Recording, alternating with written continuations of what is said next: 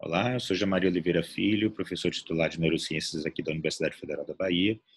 Nós vamos mostrar a nossa segunda aula sobre vias motoras. Nesse caso, nós vamos falar sobre as vias motoras involuntárias e a organização do movimento. Então, nós falamos na última aula sobre o trato córtico-espinhal, que é o principal trato responsável pela motricidade voluntária. Nós vamos focar nessa aula nos 4 outros tratos, os tratos teto-espinhal, rubro-espinhal, vestíbulo-espinhal e retículo-espinhal. Como o próprio nome diz, a origem do trato é essa primeira parte do nome e o destino das fibras vai ser sempre a medula espinhal. Então, só relembrando um pouco da anatomia do tronco, nessa parte superior do tronco, que é o mesencéfalo, a gente vê essas duas eminências aqui, que são chamadas de colículos superiores, e desses colículos superiores vai estar se originando o trato teto-espinhal.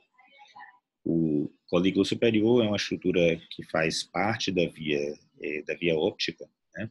E como essa estrutura sugere, essa via anatômica do trato teto-espinhal vai fazer ajuste postural a estímulos visuais. Então, por exemplo, quando algum objeto ameaça o campo visual, a gente interpreta que ele ameaça o campo visual, você tem um reflexo de defesa que é composto pelo piscamento, pelo fechamento dos olhos e também pela elevação do braço para funcionar como uma defesa contra esse objeto penetrando no campo visual.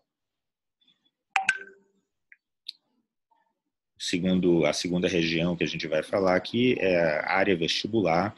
Lembrando aqui, ela está no assoalho do quarto ventrículo. Esse aqui é o suco limitante do assoalho do quarto ventrículo. Lateralmente a ele, a gente vai ter essa área vestibular, que é composta por 4 núcleos, né? O núcleo vestibular é lateral, medial, superior e inferior.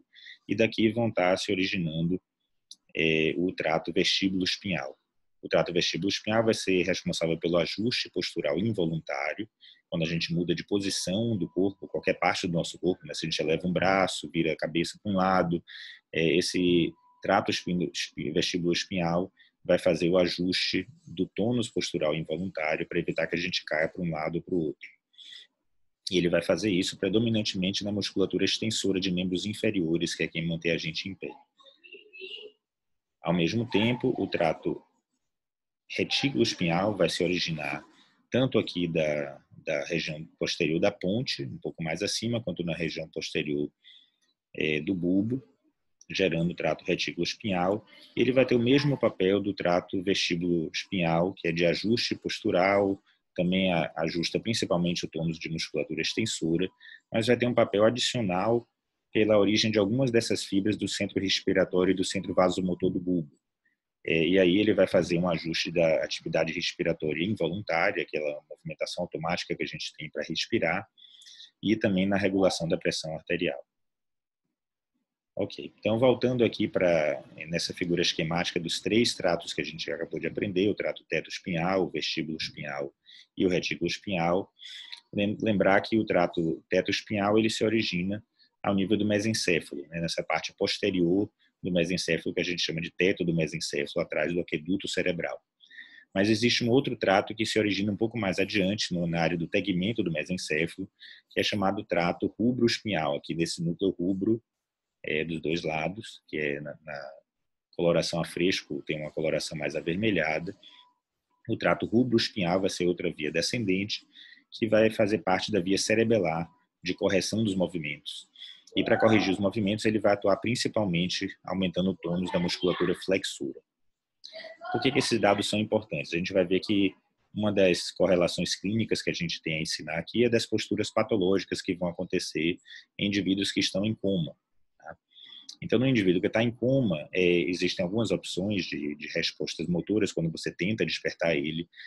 2 das opções que vão ter uma importância topográfica são a postura de decorticação, vou mostrar aqui, que é uma postura flexora em membros superiores e extensora em membros inferiores. Ela vai acontecer por lesões acima dos núcleos rubros. Tá? Então, pode ser no diencéfalo ou no telencéfalo. Lesões nessas regiões aqui, acima do núcleo rubro, vão manter íntegra essas vias descendentes de todas as vias involuntárias que a gente tem aqui. Como o trato rubro-espinhal ele predomina seu efeito no tônus flexor de membros superiores, porque aqui é onde ele vai corrigir principalmente o movimento, e o trato vestíbulo-espinhal e retículo-espinhal predomina o seu efeito em membros inferiores, e o predomínio aqui vai ser na musculatura extensora. Você tem esse misto de uma resposta flexora em membro superior e uma resposta extensora em membro inferior. Enquanto que uma lesão localizada geralmente na parte média da ponte vai ocasionar uma lesão das fibras do trato rubroespinhal e também do teto espinhal, nessa região daqui, mas vai manter íntegras as vias do trato vestíbulo-espinhal e do retículo espinhal. Então, só vai ter um estímulo extensor e o indivíduo vai apresentar o que a gente chama de postura de descerebração, extensor em membros superiores e extensor em membros inferiores. Em relação à integração dessas áreas motoras do sistema nervoso central, agora falando sobre todas as aulas prévias que a gente falou, dessas estruturas, né? A gente vai ter algumas estruturas que funcionam em série, tá? São elas as áreas do córtex cerebral, que vão controlar ou o planejamento do movimento, aqui mais na frente, ou a execução do movimento no giro pré-central, as áreas do tronco encefálico e as áreas da medula, que vão gerar essa via do trato córtico-espinhal que a gente detalhou na aula passada. Né? Elas são consideradas um sistema em série porque uma lesão de qualquer um desses componentes vai levar a uma perda da força muscular.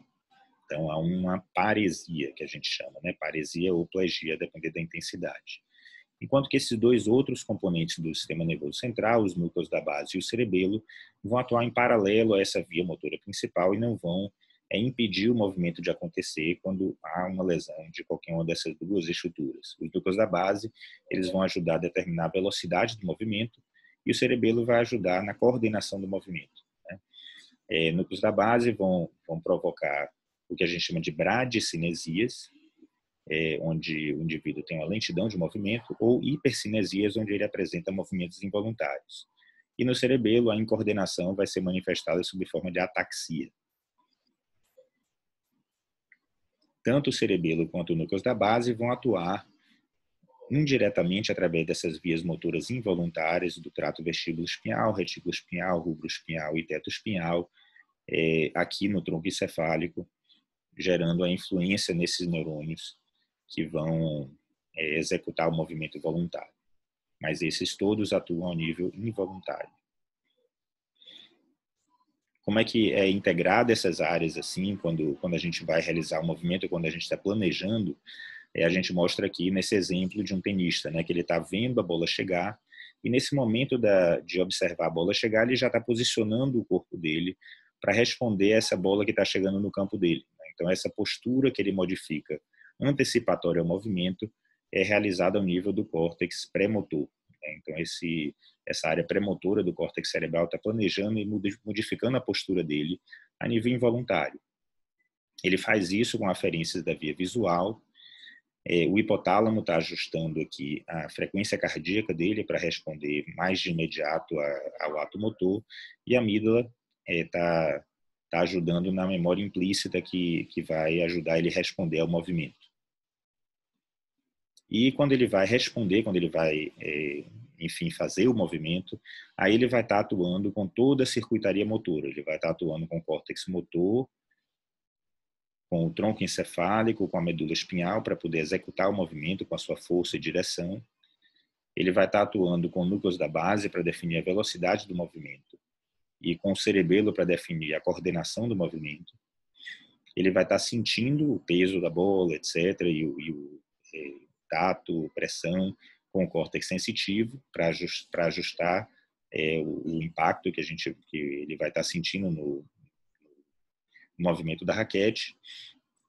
E ele vai estar usando o hipocampo para lembrar da pontuação do jogo, por exemplo, né?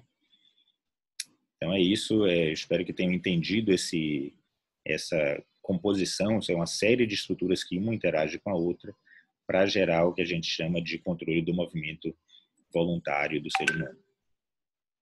Até a próxima.